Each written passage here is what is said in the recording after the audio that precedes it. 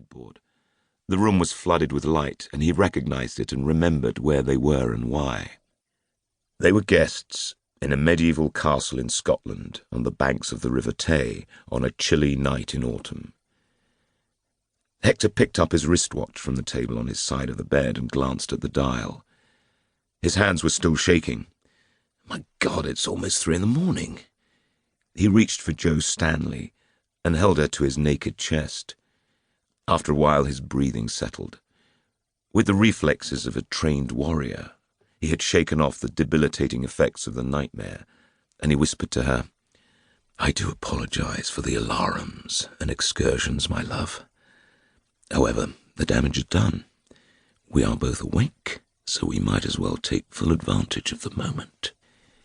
"You are incorrigible and indefatigable, Hector Cross," she told him primly, but made no effort to resist his hands. Rather, she clung to him and sought out his lips with hers.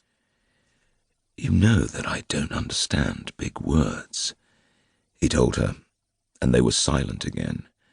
But after a moment she mumbled into his mouth without pulling away from him, "You frighten me, darling." He kissed her harder, as if to silence her, and she acquiesced as she felt his manhood stiffening and swelling against her belly. She was still lubricious with their earlier love-making, and almost at once she wanted him as much as he did her. She rolled onto her back with her arms locked about his neck, and as she pulled him over on top of her, she let her thighs fall apart and reached up for him with her hips, gasping as she felt him slide deeply into her. It was far too intense to last long. They mounted together swiftly and irresistibly to the giddy summit of their arousal. Then, still joined, they plunged over it into the abyss. They returned slowly from the far-off places where passion had carried them, and neither of them could speak until their breathing had calmed. At last, she thought he had fallen asleep in her arms, until he spoke softly, in almost a whisper. "I didn't say anything, did I?" She was ready with the lie. "Nothing coherent. Only some wild gibberish that didn't make any sense."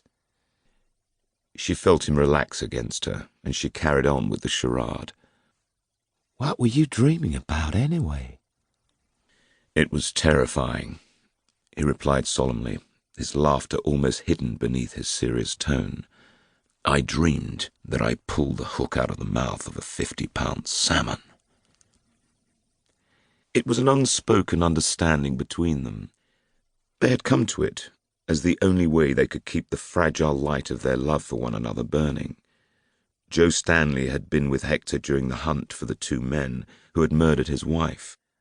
When at last they had succeeded in capturing them in the Arabian castle they had built for themselves in the depths of the jungles of Central Africa, Jo had expected that Hector would hand the 2 killers over to the United States authorities for trial and punishment.